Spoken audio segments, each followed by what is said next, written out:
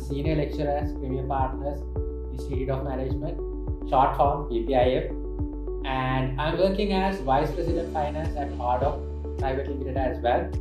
So as a responsible institute, we are worried, we are concerned about the healthcare needs of our students as well. Therefore, PPIM has decided to partner with Ordoc and provide facilities of Ordoc to students and for their families as well. So if I give a brief intro about what is PPIM, PPIM is a renowned organization which gives professional education for ACCA. So it has been decorated with gold status from ACCA UK. And if you move on to Ordoc is one of the leading telemedicine applications in Sri Lanka. So which will enable you to consult a doctor in your fingertips. Just through a simple application in your mobile phone, easily you can audio or video consult a doctor. So that's how technology has extended to you. So we are launching our partnership along with this program today. So all the PPIM students can free access unlimited number of consultations from the doctors who are available in the Ordoc platform. So today we are going to do a small program. It's closer to the exam, so we want to make sure that all of you have a proper mindset for the exam. So we have a mental health expert here with us, Dr. Kavinda De Silva. So doctor, over to you for a small intro about yourself. Hi everyone, so my name is Dr. Kavinda De Silva. I am a medical officer in psychiatry at the National Institute of Mental Health. So I've been practicing psychiatry for the past 15 years. I have currently done my diploma in psychiatry from the Colombo University, plus I have a diploma in psychology and counseling, as well as a diploma in psychotherapy and counseling.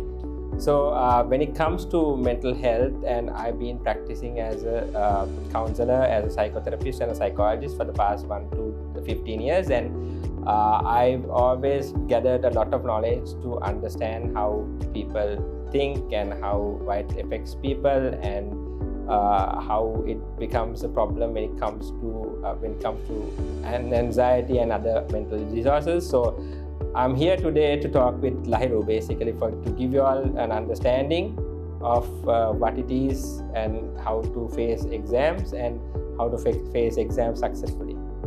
Thank you. Thank you for your participation, obviously. Thank you. So we have just done a small survey sort of a thing with our students. Okay. Just to get an idea about what are the stuff they want to get addressed from a specialist like you. Right. So one of the main questions that came up with, actually everyone had this question, that is how to manage exam anxiety. So the thing is this, now all of us have faced exams, and all of us have been having anxiety and getting stress. So when it comes to stress, when we talk about stress, what is stress is basically we basically are psychological and physical changes that happens due to a perceived threat, right? So all of us, some people will like stress, some people don't like stress. So what anxiety means is when you have a stressful situation, especially when it comes to exams or other things that is going to cause you stress, you will have anxiety symptoms, like you'll have palpitations, you will have sweating, you will have fear of failing exams. All those things will be there. So what you need to understand is having a little bit of anxiety, having a little bit of stress is good, because it makes you drives you to kind of do well, to study, to plan to study, to focus. All those things is good, but too much anxiety might be a problem, and then you start thinking about other things, and then you'll get worrying about things, and it will eventually be a problem that you won't be able to study. Your focus will be affected. So how to manage anxiety? One of the things that you need to, the question was that how to manage anxiety. So what you need to understand is you should not overthink about the exam, especially when it comes to the exam. Don't think you're going to fail, or you don't think that what's going to happen. Most of the students, what happens with them is they tend to overthink about it. Like, they think, okay, What if I disappoint my parents? Like, what if I fail this exam? What about my next career? Am I going to do again? It's a lot of money. All those things are going to be affecting them, and those thoughts kind of blocks us studying also and concentrating also. So one of the things that you should always do is not overthink about that. Only focus on what is important right now and what you're studying right now. Super. Thank you, Doctor. That was very insightful. And one of the other problems that our students usually face is actually, I haven't faced this personally. Okay. I haven't.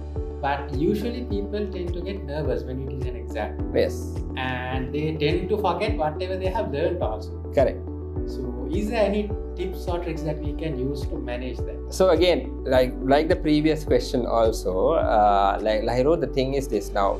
Why we get nervous is the fact that we are thinking about what could happen. Like we are thinking about what happens in the future. In the sense, we are thinking, what if we fail? Or what if we disappoint our parents? Or what if, I will not be able to continue my career? Or go abroad? Or anything like that. So those thoughts are kind of blocking you to concentrate on what's happening right now, and you get nervous. Being nervous is okay. It's normal. All of us will have at one point be nervous when we are facing exams.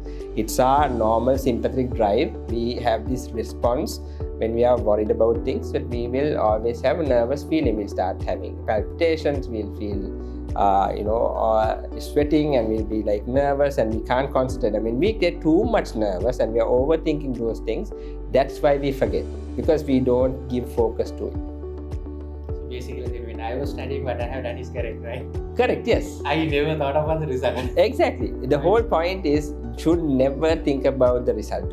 If you think about the result, you'll always have a problem of, you will be focused on that, and you will be judging yourself for that. And when you focus on that and judge yourself for that, you eventually have that mind that blocks your thoughts. Your subconscious mind gets blocked, right?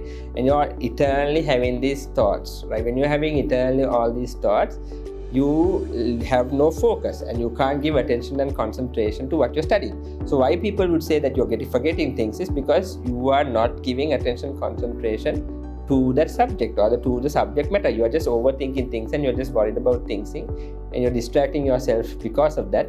And then you are studying, but you're not giving attention and concentration into it. So then you kind of forget, and eventually once you finish about a whole chapter of it, you are thinking, okay, I can't remember these things. What has happened? I given 2 hours to it, but I can't remember. That's because half of that hours you have been just thinking, okay, what's going to happen? What am I going to do? When I pass it, or sometimes it's like that. When I pass it, what I'm going to do? I'm going to do this, I'm going to get a car, I'm going to get this, I'm going to buy a bike, I'm going to build a house, I'm going to get married, all those things. You're thinking about good things that you can happen in the future. And you are not focused on what you're doing right now.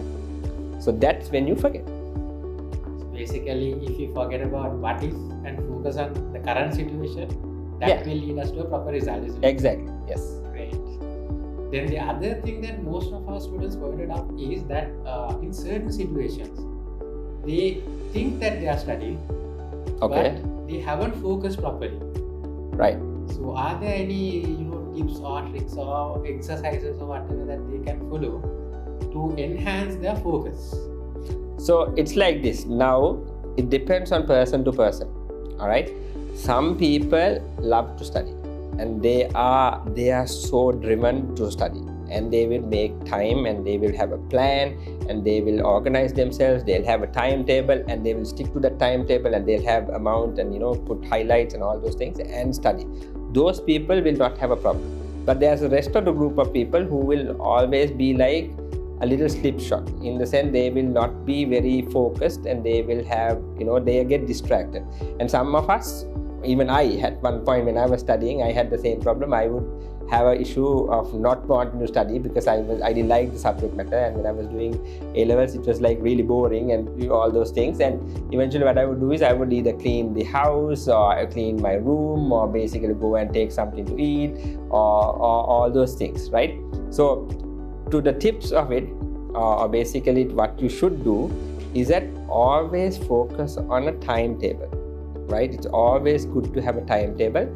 But when you're having a timetable, you should have a very lax timetable, not a very strict timetable. When you have a strict timetable, if you're trying to put, like some people are like that, they will try to put as much amount of knowledge they are trying to do, or study a lot, while in the 24 hours at a maximum capacity, which is not possible, because our brains basically can only keep a focus for about maximum 3 to 6 hours. That's why most of these lectures are 1 hour, 2 hours and all those things, because we cannot keep our focus more than a maximum of 2 hours. So what are the tips that I would tell you is that always try to do 1 hour, then take a 15-minute break, then do another 1 hour, then make another 15 minutes break, and always have an idea. Don't target saying that, okay, I'm going to do this amount of studies in this amount of time.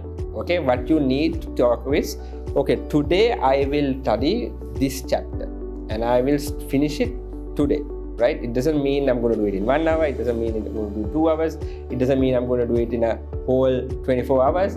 Basically, this is going to be my chapter and I'm going to finish that chapter. If you can do that, it's easier to study. So basically, the best advice is to go ahead with the daily plan, maybe. Yes, daily plan. Daily time plan, yes. And have bit of splits right between the plan that exactly. Yeah.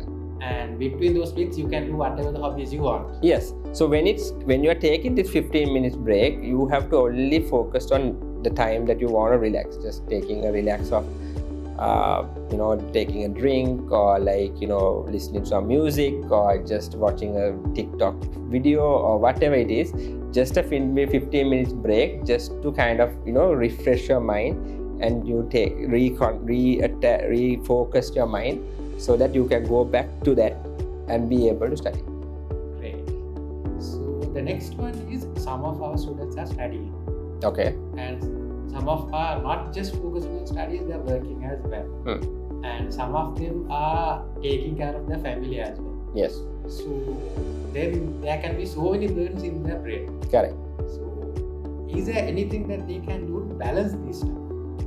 So work-life balance, work-life study balance is very important for most of us, right? What we tend to do is that we are always trying to put too many things in our plate within the period of 24 hours or within the period of a day, right? And we are always distracted this way, that way, and we're thinking about the job at the same time, thinking about our parents, thinking about studying. All those things are always going to take time, right? What's important, or what is most important, is to prioritize. It's like you have to prioritize what you need to do, and you have to prioritize according to the time, according to the moment. Don't plan whole 2-3 days ahead.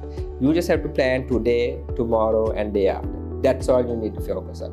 What happens today, what happens tomorrow, what happens the day after. Not think like a whole week ahead, because as soon as you think a whole week ahead, there are so many things that are going to go wrong, right? There are things, we will have issues. I mean, in this country, this is such that we can't make a plan, right? When we make a plan, everything goes, changes. The next moment it changes. Now, one of the reasons why a lot of people are just going abroad is because they can't deal with the changes that is happening in this country. So when it comes to balancing out your life and your work and the family environment, you have to prioritize what is important.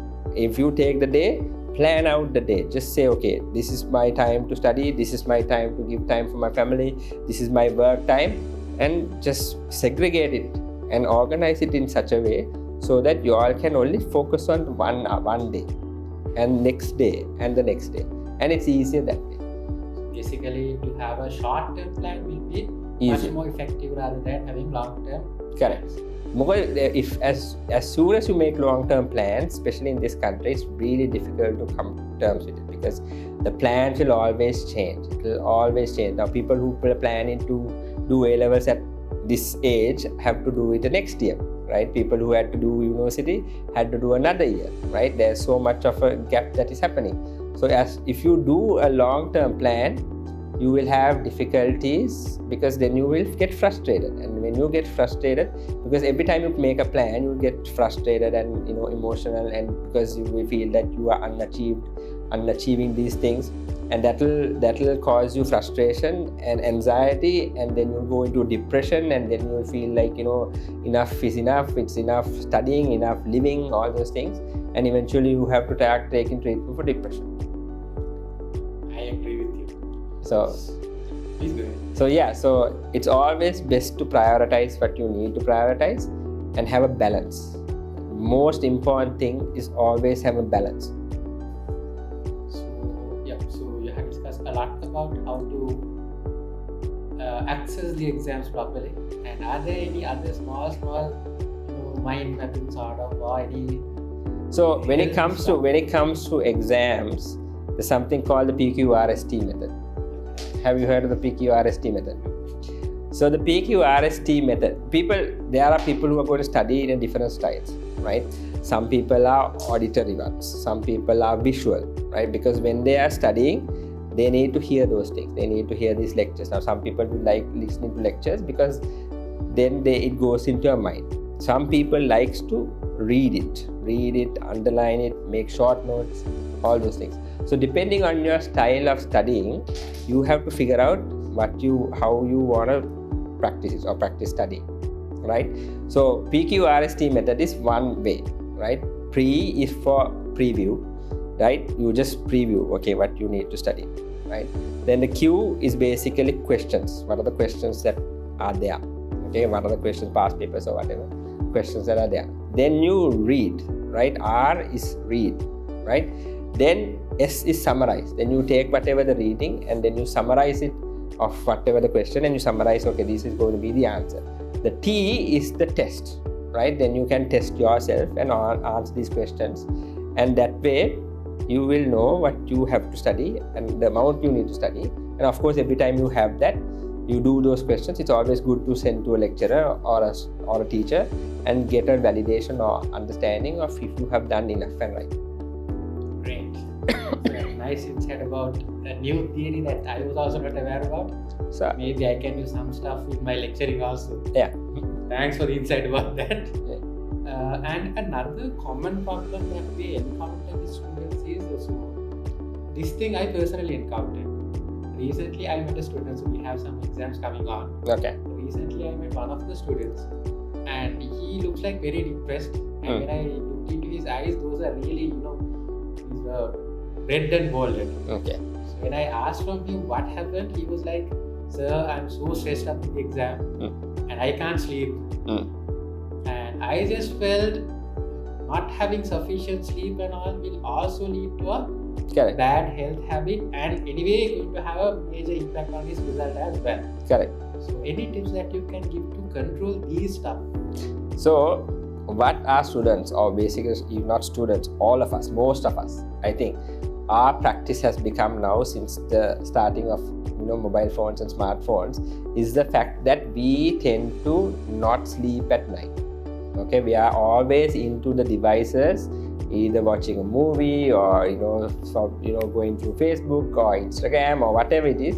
What we are doing is that we are always in the night, when you get into the bed, we are always swiping, right?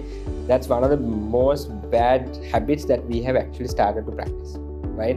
And most of the students also have that problem because they can't sleep, because the problem with the screen, it has a blue light. Okay, I mean, you have heard it in so many places. You would have heard it in TV and everybody, and or in Facebook and everywhere, that this blue screen gives your brain a little bit of energy, basically stimulates your brain. So when you try to go to sleep, it basically is still stimulating, and when you finish this thing, it takes about a half an hour for the brain to come back to normal, to the stimulation to go down, so that you can sleep. So, and most people tend to also try to study in the night. They think that they are very productive in the night. If you are productive in the night, that's a different story. Some people are people who study in the night, get up sleep the morning and do the same thing. Some will need to get up early morning around 3 or 4 in the morning and then do the studies. Depends on what you want. But The key is, if you don't sleep enough, and you need to sleep 7 to 6 to 7, 8 hours, at least a minimum a day. If you don't do those sleep, and when you are stressed, you don't sleep. And one of the problems is you don't sleep. So if you don't sleep, you eventually come to a problem where you can't focus, you can't study, all those things. So important when you're going to sleep, the most important thing when you're going to sleep is to have a certain set time to sleep. Okay, you have to always have a set time to sleep. Whatever you do, like when you're going to a job or while you're studying, if you're going home by 8 o'clock or 8:30, you can always say that, okay, you can have your dinner, all those things, and then you can study something for about 1 hour, and then you can just have a half an hour break or whatever, and tell yourself, okay, you're going to sleep at 11 and you're going to get up at 6. That way you have basically 7 hours sleep. So you have to practice always to do it in a routine. Like every day has to be a routine. And if you practice a routine, and when especially during exam time, if you practice a routine, it's easier. So basically we have to use technology wisely. Always try to utilize the phone, or you stop using the phone at least an hour before you sleep. That's a good health tip. It's always a health tip. So I think we can use technology for new products like Audoc and all, right? Where we can take care of our health. Correct, yes. Audoc is a place where you can always talk about mental health and well-being. I'm always online on Audoc, and anytime I'm on demand. Basically, there is anytime people can always channel me through Audoc and find out, talk to me about anything that they are worried about. Super. And the other thing is, doctor, most of the students are getting pressured or depressed is the peer pressure, family and the peer pressure. Okay. So family, so most of them what they say is, sir, I don't want to do 2 subjects together. Right. But my parents and my peers, my friend is doing 2 subjects, so my parents are pushing me to do 2 subjects. Correct. Whereas I feel I don't have the capability or the capacity to go ahead with that. So is there anything that we can help our students on that aspect? So if the student is understanding that his capacity is just one subject, he can only focus on one subject. There are people who are going to always study 2 subjects, 3 subjects. They can do 2 multiple exams at the same time and they can still be all right. But there are some people who are not going to be able to do that because their brain energy and their capacity is not that, right? And it's nothing wrong with that. It's the amount that the way we study, it's the amount we can focus on. It's how our memory is. All those things depends on amount we can study. But what's important to students always is that never get into a peer pressure. Never do things just because the other person is doing something. Never do things just because the parents are forcing you to do those things, right? It's always best to always have a communication with your parents or peers or whoever to say that I'm going to do it the way I want. I'm going to do it at my pace. Whether it's going to take me 3 months to 6 months to 1 year to complete this course, doesn't matter. That is the time I'm going to take it. Because if I'm going to get stressed, say for example, now you're doing this course which is 2-year course. Some people will want to do it in a year's time. It's available, it can be done, right? But some will want it 2 years and they will take their slower progression to get there, right? It's not a matter of doing the exam or doing something. It's a matter of getting what you need to get at a very good mental health, or not. If you do exams and you get stressed and just because of peer pressure, you eventually get into a situation where you can't sleep and you get frustrated and you get depression. Then the whole 1-2 years of studying something is all gone to waste, right? So don't do things just because other people are expecting you to do those things. You have to always have an understanding what you want, the amount you want to do, and the way you want to do it, and you have to take your own time to it. It's okay if you take 2 years to get a graduation. It's okay if you take 3 years to finish some course or something like that. It doesn't matter. Nobody's going to ask you, okay, whether you're going, how long you took to study that exam, and how many tries you took, or whatever it is. Eventually, when you have like a business, what is the finance, right? So eventually, when you get this finance and analyst and stuff like that, or the qualifications, when you go to the job, they are not going to ask you whether how long you took to do the exam, what are your capacity, or they're not going to ask you. They know that you have this degree, and then you have the qualifications to do this job. That's what's important, right? Nobody's going to ask us what are A-level results now, right? I'm a doctor right now. I have MBBS. Nobody's going to ask what my A-level results, my O-level results, how did I do my O-levels? Nobody's going to ask that, right? So it's like that. Nobody, eventually it's not important even. What is important is to make sure that you do things the way you want it and to practice it the way you want it and get there in your own time frame. Great. And this is something that we observed as lecturers from the students. Okay. So that is about some people are self-motivating and that builds up their self-confidence. Correct. For some it works other way around. They are doing self-negative stuff and they are getting demotivated and pressurized. Correct. So what's the advice that we can give on this self-speaking story? So when it comes to any students, what's most important is self-care, right? The more negative thoughts you bring in, the more negative thoughts you'll accumulate. The more positive thoughts you bring in, the more positive thoughts you'll always have. What we are always trying to do, and our society and our current generation of students, right, the current 20s students basically are very goal directed. Like, they are target driven. They want to achieve things very fast, right? They want to be having a car when they're 25. They want to finish their degree by 24. They want to build a house by 26, and they want to get married by 27. All those things are there, right? So when they are target driven and goal driven, they eventually they want to do things in a very certain time period, right? And that brings out frustrations when you don't achieve the way you want to achieve. And then you get into these negative thoughts thinking that I am not good enough. I can't do this. Why am I doing this? I can't do this. I'm incapable of doing it, right? So when that happens, we are bringing in negative thoughts. And as soon as you bring in negative thoughts, you self-doubt yourself and your self-esteem goes down, right? So when your self-esteem goes down, you can't study. Because then you're always thinking, I will fail, right? When you think that, eventually you will believe that you are going to fail, right? And when you go to an exam with that mindset of having negative thoughts and thinking, okay, I'm going to fail, even the easy questions you won't remember. What happens is you will have the paper, then you will have a very difficult question, then you will think, okay, I can't know this because I haven't studied this, or I can't remember this, right? And then you will have that mindset, and even the easy questions you'll miss. You won't write those easy questions also. And then it becomes like a vicious cycle. When it becomes like a vicious cycle, eventually you can't, time's gone, you haven't done much. And you will obviously fail the exam, right? So if you do that, and if you're always in that mindset, it's not going to help anyone.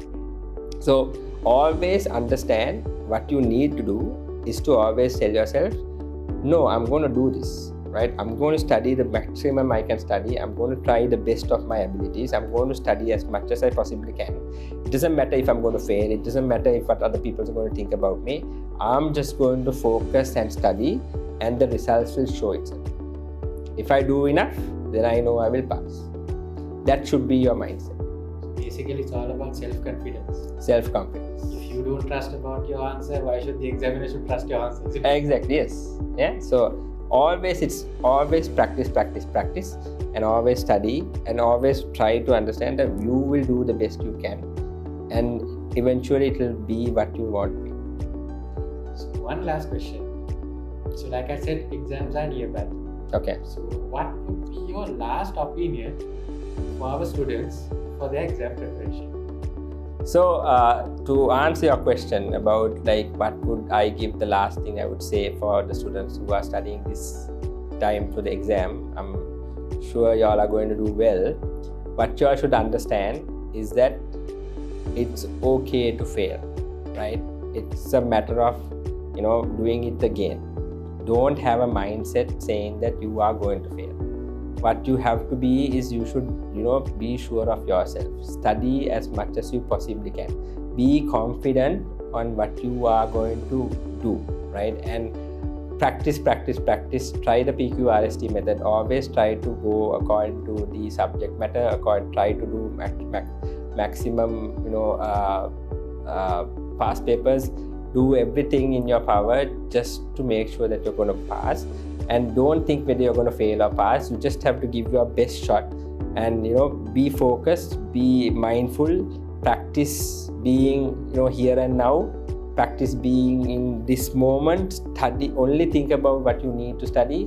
Don't try to think about the future, don't try to think about the past, don't think about what's around you, don't look at the environment about what you have to do for your family, or what your girlfriend expects or the boyfriend expects, right? All those things are not relevant. You need to figure out how many months you have for this exam, or few weeks that you have this exam.